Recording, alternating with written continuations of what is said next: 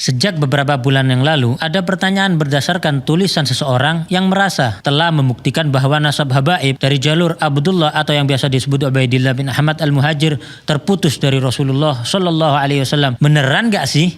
Diambil dari Risalah Ahlul Bait dan Nasab Ba'alawi yang dirilis oleh Rabithah Alawiyah. Bisa didownload di website Rabithah Alawiyah di www.rabithahalawiyah.org.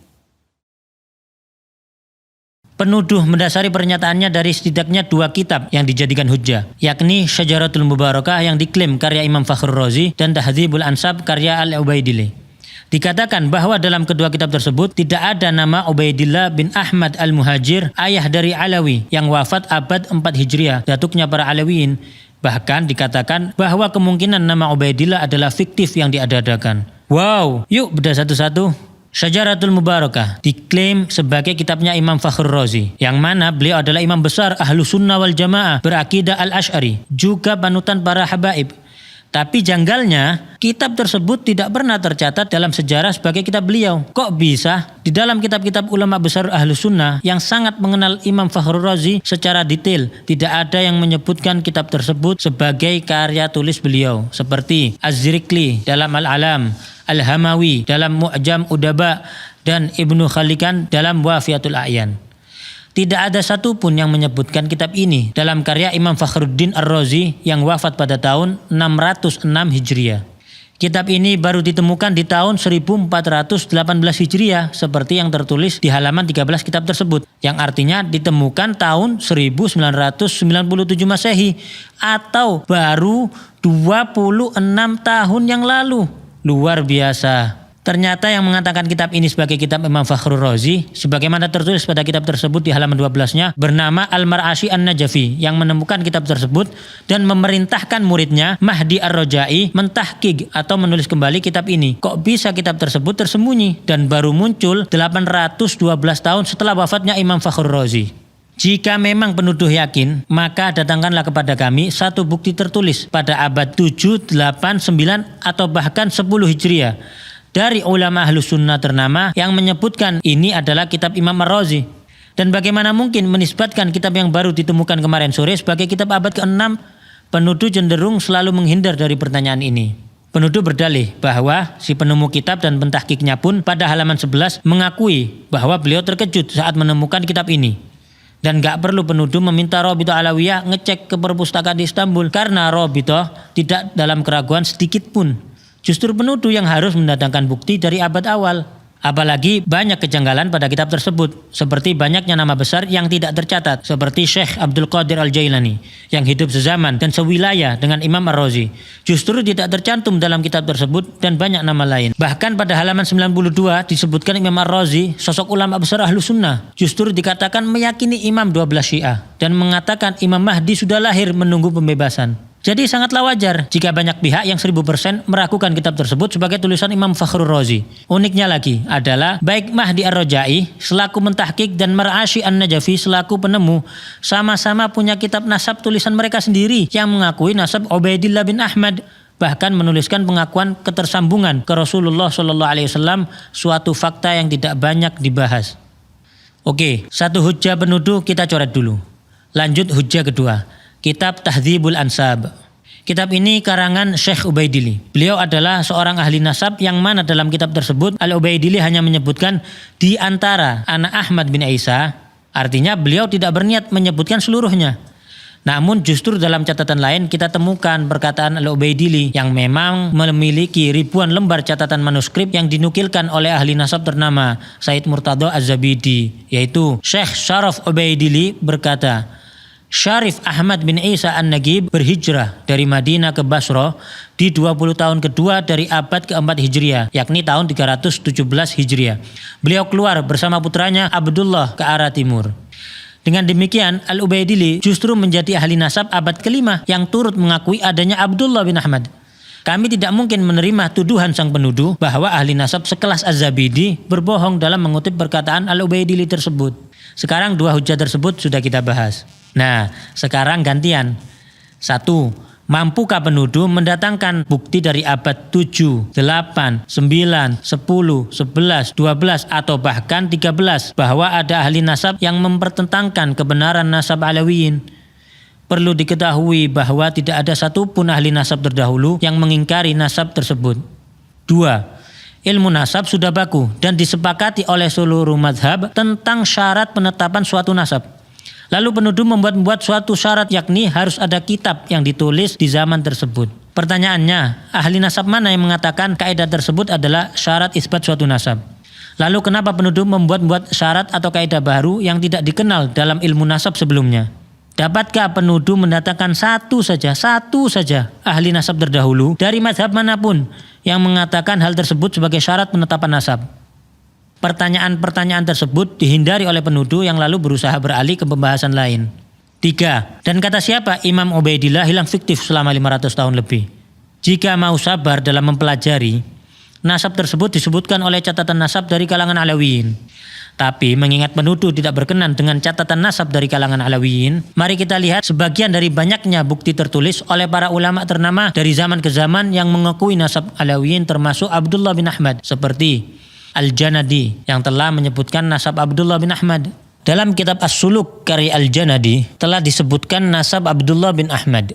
Lalu penuduh hendak mengecoh dengan mengatakan Abdullah yang di kitab dan Ubaidillah adalah orang yang berbeda. Oke, enggak apa-apa. Maka siapakah Abdullah yang dimaksudkan oleh penuduh? Sebutkan bukti sejarah, makamnya di mana. Juga sebutkan keturunan Abdullah yang dimaksudkan penuduh hingga lokasi mereka saat ini. Termasuk juga siapa Abul Hasan Ali bin Jadid yang disebutkan oleh Al-Janadi tersebut, disertai bukti-bukti sejarahnya. Ditambah lagi statement menggelitik seperti Ba'alawi yang tercatat pada kitab terdahulu berbeda dengan Ba'alawi yang sekarang. Maka datangkanlah bukti sejarah bahwa ada kabilah lain di Hadramut yang juga disebut Ba'alawi. Dan ada kelompok lain yang nasabnya seperti disebutkan Al-Janadi dan lainnya, disertai lokasi makamnya, sejarahnya, juga data keturunannya. Al-Yafi'i, Al-Malikul Afdal yang juga menyebutkan nasab Abdullah bin Ahmad. Ali bin Al-Hasan Al-Khasraji juga menuliskan nasab yang sama. Al-Husain bin Abdurrahman Al-Ahdal yang menuliskan nasab keturunan Abdullah bin Ahmad. Abil Abbas Ahmad Asy-Syaraji Az-Zabidi yang turut menyebutkan nasab Alawiyin yang tersambung. Imam As-Sakhawi yang menyebutkan nasab yang bersambung pada Ubaidillah bin Ahmad. Imam Ibnu Hajar Al-Haytami, ulama besar yang juga ahli nasab yang turut menyebutkan sanadnya bersambung ke Ubaidillah bin Ahmad. Al-Ayashi yang menyebutkan nasab yang bersambung hingga Ubaidillah bin Ahmad. Syekh Al-Muhibbi dalam kitabnya Khulasatul Athar menuturkan keluarga Ba'alawi dinisbatkan kepada Alwi. Alwi ini adalah putra Ubaidillah bin Ahmad bin Isa. Beliau adalah sosok yang menjadi muara berkumpulnya nasab mereka.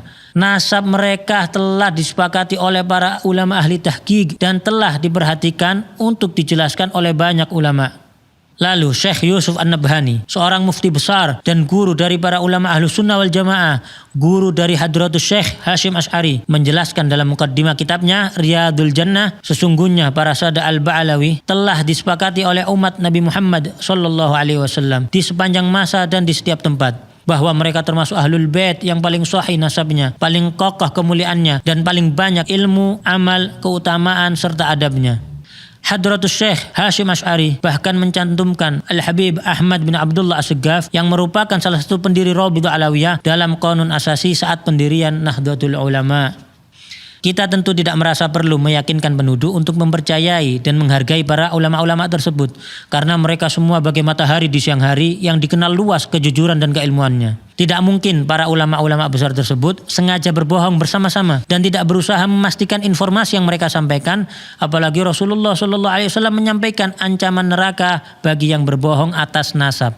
Sejarah Alawiyin telah jelas disertai lokasi makam dan tempat bersejarah mereka yang terjaga hingga kini. Dapatkah penuduh sebutkan satu saja ulama atau ahli nasab terdahulu di Hadramut yang menafikan bukti-bukti sejarah tersebut? Lalu apakah catatan nasab Rabithah Alawiyah diakui ahli nasab dan nakobah internasional? Tentunya tidak hanya sekedar surat dengan cap dan tanda tangan. Hubungan dengan ahli nasab dan nakobah di Yaman terjalin dengan baik. Nakobah Mesir yang beberapa kali berkunjung ke Rabithah Alawiyah.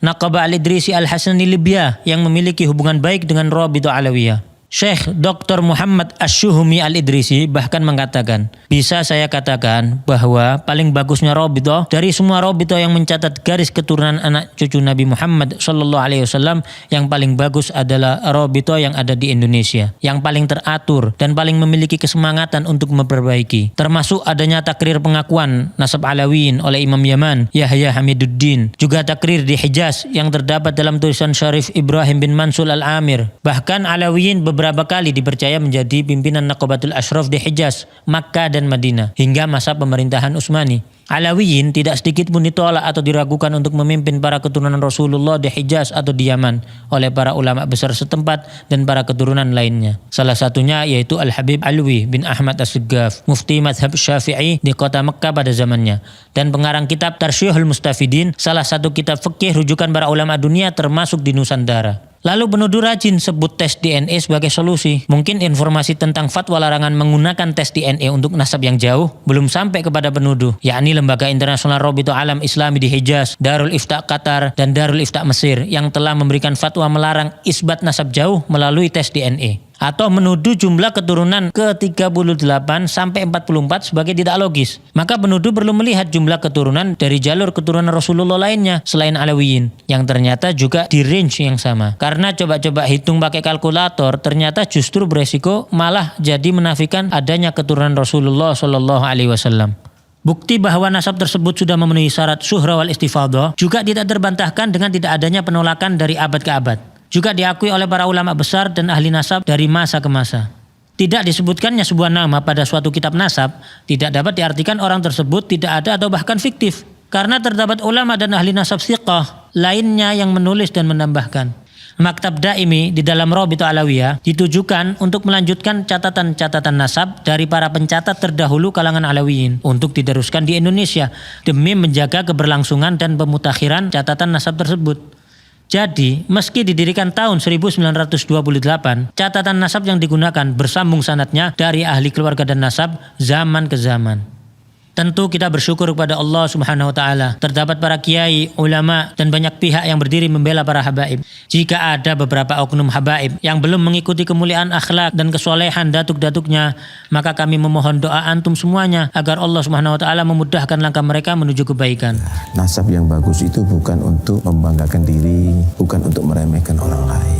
Nasab yang bagus itu adalah tuntutan bagi kamu. Kamu harus seperti datuk-datuk kamu yang baik, yang soleh. Dulu kakek-kakek kita itu dicintai masyarakat karena kontribusi sosialnya nyata di masyarakat. Karena masyarakat menyaksikan akhlaknya yang mulia, ilmunya yang luas. Kemudian bagaimana ketika duduk bersama datuk-datuk kita, mereka bisa mendapatkan solusi atas semua permasalahan hidup mereka. Kita sudah jauh berbeda dengan mereka saat ini. Bukan malah nasab itu dikapitalisasi, dijadikan kebanggaan karena tidak ada gunanya sama sekali. Anda tidak mendapatkan ini dari usaha Anda. Dan kepada para habaib yang telah berusaha melanjutkan estafet keilmuan, akhlak, juga kontribusi bermasyarakat sebagaimana datuk-datuknya, maka kami mohon doa agar mereka pun diberi kekuatan oleh Allah untuk dapat istiqamah. Rasulullah SAW bersabda, barang siapa mengaku-ngaku nasab atau keturunan yang dia sendiri tidak mengetahuinya, maka jadi kafirlah ia kepada Allah. Dan barang siapa mengingkari nasab walaupun samar nasab tersebut, maka kafirlah ia kepada Allah.